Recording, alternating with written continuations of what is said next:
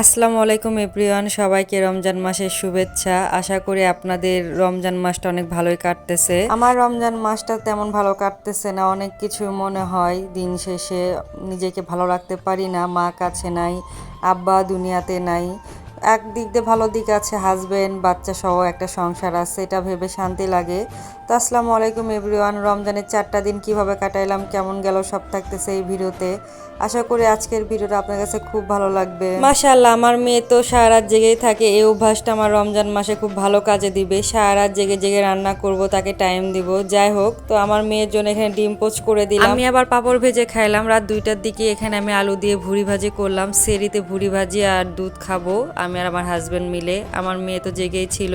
এই তো প্রথম ইফতার, আলহামদুলিল্লাহ আলহামদুলিল্লাহ। এই দিনটার জন্য আমি 5টা বছর অপেক্ষা করেছি। ইনায়া যখন পেটে ছিল তখন আমি 30টা রোজা করতে পেরেছি। আগের বার রোজার ভিতরে তার বয়স মাত্র 6 মাস ছিল।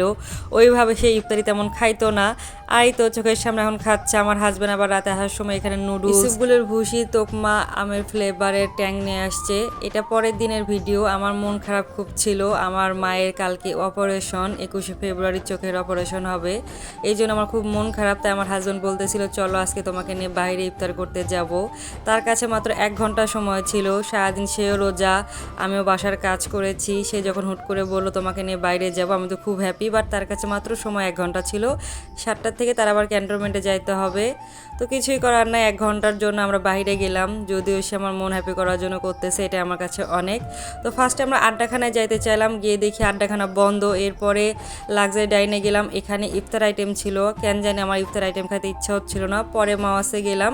আর মাশাআল্লাহ, আমার একটা বিচ্চু আছে, সারা দিন এত দুষ্টামি করে। আমি ভাবলাম যে বাইরে গেলে সে চুপচাপ থাকবে, দেখছি যে না, এখন বাইরে গেলেও প্রচুর দুষ্টামি করে।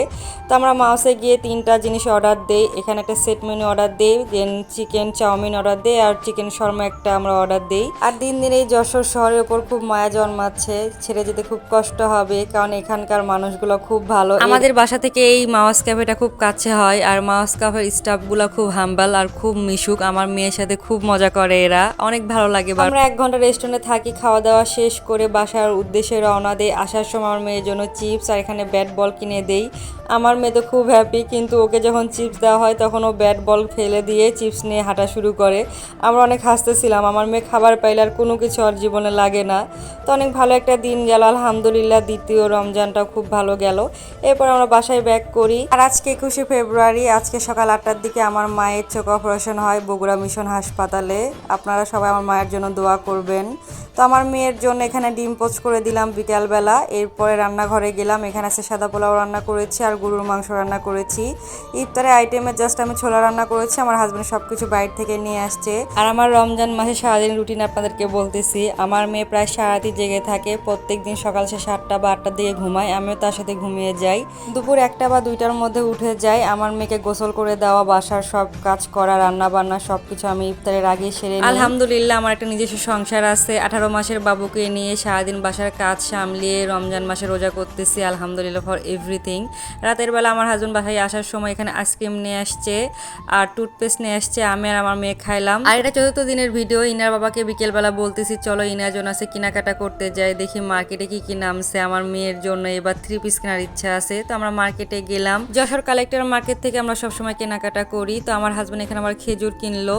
এরপরে আমরা কেনাকাটা করলাম। আমাদের পরিচিত 2টা দোকান আছে, সবসময় এই 2টা দোকান থেকে ইনার সবকিছু নেওয়া হয়। কেনাকাটা শেষ করে বাসায় আসার পথে আমরা আখের রস আর ইফতারি কিনে বাসায় এসে ইফতার করে নেই। তো আমার মেয়ের জন্য যা যা কিনলাম সেগুলোর আমি প্রাইস সব বলে দিচ্ছি। তো আমার মেয়ের জন্য এখানে 3 পিস নিয়েছে, এটা 1000 টাকা পড়েছে। জুতো একটা নিয়েছে, এটা পড়েছে 330 টাকা। মালার দাম 80 টাকা, ব্রেসলাইট 60 টাকা, আর বল একটা নিয়েছে, এটা 50 টাকা, আর হেয়ার ব্যান্ড এটা নিয়েছি 50 টাকায়, আর নেল পালিশ পড়েছে মাত্র 30 টাকা। আমার মেয়ে ইনার ছোট একটা জায়নামাজ আছে, আমার খুব ইচ্ছা ছিল তাকে হিজাব পরাবো। তো হিজাব এখানে 150 টাকা একটা কিনেছি। আলহামদুলিল্লাহ 4টা রোজা খুব ভালোভাবে পার হয়ে গেল। তো আজকের মতো এটুকুই, টাটা বাই বাই, আল্লাহ হাফেজ।